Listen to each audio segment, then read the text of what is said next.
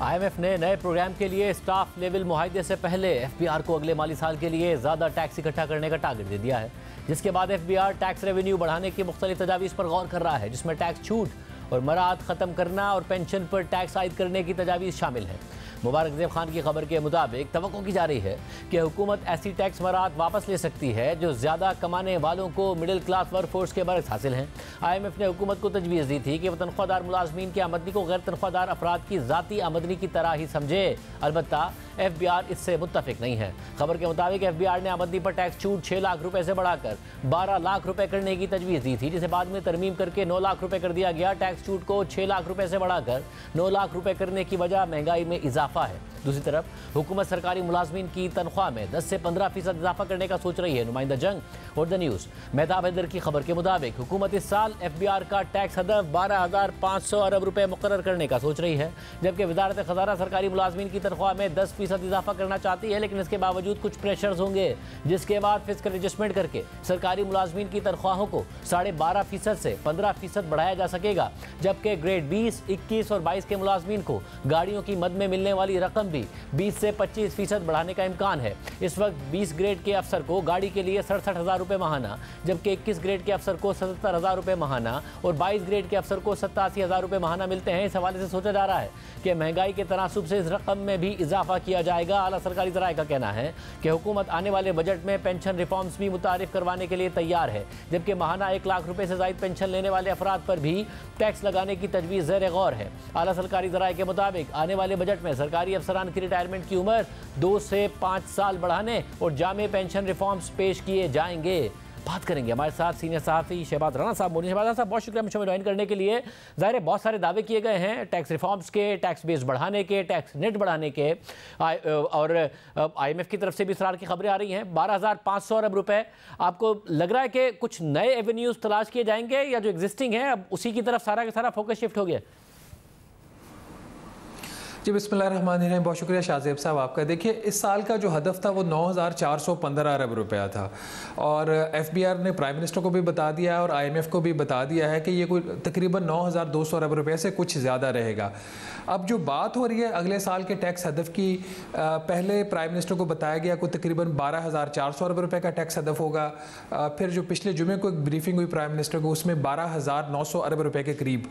तो अगर आप 12,900 अरब रुपये का शाहज़ेब साहब फिगर ले लें, ये तकरीबन 40% या कोई 3600 अरब रुपया इजाफी टैक्स बनता है जो इकॉनमी से सक किया जाएगा। इस वक्त जो सूरत हाल है, आपको पता है कि इंडस्ट्रियल सेक्टर तकरीबन रुक चुका है, खिदमात के शोबे में भी कॉन्ट्रैक्शन हो रही है और इस साल की जो इकॉनमी की ग्रोथ है ये 2.4%। उसकी सिर्फ एक ही फैक्टर है, वो है आपका ज़राअत का शोबा। फेवरेबल आपके सारा वो माहौल था, पानी की सप्लाई बेहतर थी, मौसम भी फेवरेबल था, तो बेहतर आपकी काश्त हो गई।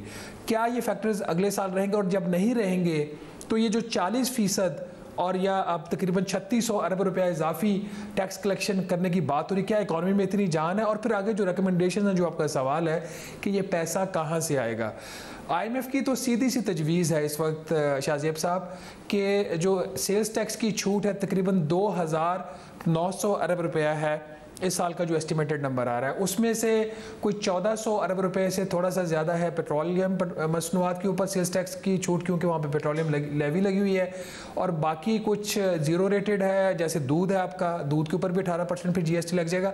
तो बात करने का मकसद वो तमाम जो प्रोडक्ट्स हैं जो कि इन्फ्लेशन को स्ट्रोक कर सकती हैं, उनके ऊपर जो एक रिकमेंडेशन आ रही है कि आप 18% GST लगा दें। तो अगर ये कल हमें कोई ये कहे कि सनतकार ये टैक्सों की छूट ले गए हैं तो हमने वो वापस ली है, वो बात शायद इसलिए मुनासिब नहीं होगी। जैसे मैंने आपको एक एग्जांपल दी इसकी, दूध की, जो डिब्बे का दूध है उसके ऊपर अगर 18% टैक्स लगा देंगे तो कौन पे करेगा? आम सारिफ पे करेगा। इसी तरीके से जो आपके मेडिकल आलात हैं, मैं आपको चंद वो एग्जांपल्स दे रहा हूँ जो ह्यूमन लाइफ्स की हैं। मेडिकल आलात हैं, आपके जो सर्जिकल इंस्ट्रूमेंट्स हैं उनके ऊपर 18% GST का प्रपोजल है। फिर गोश्त की सेल के ऊपर, इसी तरीके से और जो प्रोडक्ट्स होती हैं उनके ऊपर, ये यहाँ से से ये टैक्स इकट्ठा करना चाहिए। अब इस सारे आप जो एक इकोनॉमिक सिनारियो बन रहा है उसको देख लें, इकोनॉमी आपकी ग्रो नहीं कर रही, एग्रीकल्चर से आपको सपोर्ट मिल रहा है, 40% आप एग्जिस्टिंग इकोनॉमी से टैक्स लगाना चाह लगा किसके ऊपर रहे हैं, जो कि कंज्यूमर के ऊपर लगेगा। तो एज ऑफ नाउ इनके पास मुझे कोई ऐसा इनोवेटिव एवेन्यू नजर नहीं आ रहा जिसमें से इन्होंने 3600 अरब रुपए में से कोई वहां से 500-700 अरब रुपए अभी निकाल लें, बाकी को बहुत बड़ा रकम निकालना तो बहुत दूर की बात है। और IMF का वफ़द ज़ाहिर लंबी मुलाकात हुई, मुज़ाकरात हुए, स्टाफ लेवल मुआहदा नहीं हुआ, मगर जो स्टेटमेंट है उसको कहा जा सकता है कि मस्बत पेशरफ्त की तरफ ही वो इशारा कर रहा था। तो अभी क्या बहुत कुछ है जो हुकूमत को करना है IMF को ऑन बोर्ड लाने के लिए, या चीज़ें मस्बत सिमत में मूव कर रही हैं अगले प्रोग्राम के लिए? शाहजेब साहब, इस स्टेटमेंट के अंदर एक ऐसी चीज़ थी जो मेरे लिए ख़ुद हैरान कुन थी। मैं 18 साल से इकॉनमी की रिपोर्टिंग कर रहा हूँ। IMF ने अपने स्टेटमेंट के जो बिल्कुल उसका इब्तदाई पैरा था उसके अंदर एक जुमला डाला कि ये जो IMF का मिशन पाकिस्तान आया था, इसकी जो इब्तदाई फाइंडिंग्स होंगी उसकी रिपोर्ट जो IMF के एग्जेक्टिव बोर्ड है उसमें जाएगी और जो बोर्ड है वो उसको डिस्कस करेगा और डिस्कस करके उसके पे फैसला करेगा। इसका मतलब ये हुआ कि IMF का बोर्ड इस बात को तय करेगा कि IMF की मैनेजमेंट ने स्टाफ लेवल मुआहदा पाकिस्तान के साथ करना या नहीं करना। ये आमतौर पर होता नहीं है। अमूमी तौर पर यह चीज़ होती है कि जब स्टाफ लेवल एग्रीमेंट हो जाता है तो उसके बाद ही जो मामला है वो बोर्ड के ऊपर जाता है। तो ये यहाँ पे गवर्नमेंट को बहुत ज़्यादा एक पॉलिटिकल प्रेशर के हवाले से जो जियो स्ट्रेटेजिक भी बात होती है उसके लिए एक्सपोज कर दिया गया है। हम सबको पता है कि जो सबसे बड़ा जो शेयर होल्डर है बोर्ड का वो अमेरिका है, और अमेरिकन जो इंटरेस्ट है खत्ते में, पाकिस्तान में, और फिर अमेरिका चाइना रिलेशंस और चाइना पाकिस्तान रिलेशन, इस सारे कॉन्टेक्स्ट में आपको ये जो आने वाला मुआहिदा उसको देखना पड़ेगा। हुकूमत तो यही कह रही है कि जो बजट है उसकी मंजूरी IMF देखेगी। अगर बजट में ये चीज़ हो जाती है, बजट वो उसी तरीके से बनता है जो अभी हम टैक्सेस की बात कर रहे थे, अखराजात में कमी की, कुछ और चीज़ों की, पावर सेक्टर के हवाले से, तो फिर जो मुआहिदा है वो जुलाई में हो जाएगा। बट क्या वज़ीर आज़म शहबाज शरीफ साहब दूध के ऊपर 18% GST टैक्स लगाने की इजाज़त देंगे? क्या वज़ीर आज़म शहबाज शरीफ साहब इजाज़त देंगे कि जो अद्वियात हैं और अद्वियात बनाने के लिए जो रॉ मटेरियल इस्तेमाल होता है, जो सब्सटेंस इस्तेमाल होता है, उसके ऊपर भी 18% GST कर दिया जाएगा 1% से? ये बहुत बड़े सवालिया निशान है, और ये ख़ास तौर पर ऐसे वक्त में आपको पता है जब मुल्क के अंदर पोलिटिकल हीट बढ़ रही है, तो it will be very difficult decision for the prime minister to withdraw all those tax exemptions.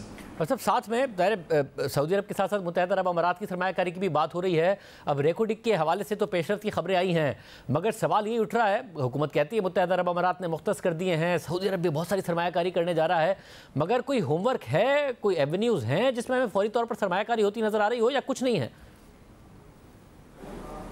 Shahzeb साहब, अप्रैल 2022 में Shahbaz Sharif sahab as prime minister of the PDM government ये दुबई गए, वहाँ पे इनकी मुलाकातें हुई, और जो दुबई के हुक्मरान थे उन्होंने कहा जी बिल्कुल हम तैयार हैं सरमायाकारी करने के लिए पाकिस्तान में, आप हमें एवेन्यूज़ बताइए जहाँ पे हम जाके इन्वेस्ट कर सकें। तो उस वक्त इतनी एमरजेंसी क्रिएट की गई कि प्राइम मिनिस्टर के दौरे के फ़ौरी बाद ईद के दिन थे, तो ईद आने वाली थी, तो एमरजेंसी में जो इकनॉमिक टीम थी उसको लाहौर में बुलाया गया, वहाँ पर मीटिंग्स हुई। जैसे कल ही सऊदी उसकी मुत्तहिदा अरब अमारात की इन्वेस्टमेंट आ रही, वो आज तक नहीं आई। सऊदी अरब का भी आपने सुन लिया कि जब इनकी मुलाकात हुई तो मोहम्मद बिन सलमान साहब ने कहा, जो खुद वजीर ख़जाना ने कोट किया एक मीटिंग में, कि उन्होंने कहा कि हमारी $5 अरब की एपिटाइट है। अभी जब चीन के साथ हमारी जॉइंट कोऑपरेशन कमेटी की मीटिंग थी, JCC जो CPEC की एक डिसीजन मेकिंग बॉडी है, उसमें जो द्यामिर बादशाह डैम हमने सऊदीज़ को ऑफर किया था for the purpose of investment, वो हमने जो उनको ऑफर कर दिया है चाइनीज़ को कि वो CPEC के तहत इन्वेस्ट करें। तो ये सारी चीज़ें ये रिफ्लेक्ट कर रही हैं कि हुकूमत कोशिश तो बहुत कर रही है। काबीना की कमेटी भी बना देगी SIFC की, SIFC खुद 1 साल से ज़्यादा टाइम हो गया उसको काम करते हुए, प्राइम मिनिस्टर अपनी पर्सनल एफर्ट्स पुट करें, आर्मी चीफ जो पर्सनल एफर्ट्स पुट करें, लेकिन एक जो टेंजिबल चीज़ होती है कि हाँ ये प्रोजेक्ट है, इसकी फिजिबिलिटी स्टडी कंप्लीट हो गई है, उसके ऊपर हम एक हतमी मुआहिदा में, MOU की बात नहीं कर रहा, हतमी मुआहिदा साइन करने जा रहे हैं। I am looking for that, I am waiting for that, and the nation is waiting for that, क्योंकि इस वक्त जो सूरत हाल है, हुकूमत को और इकॉनमी को एक रियल वाली अच्छी खबर चाहिए, ना कि वो अच्छी खबर जो स्टॉक मार्केट के ऊपर जाने से मिलती हो।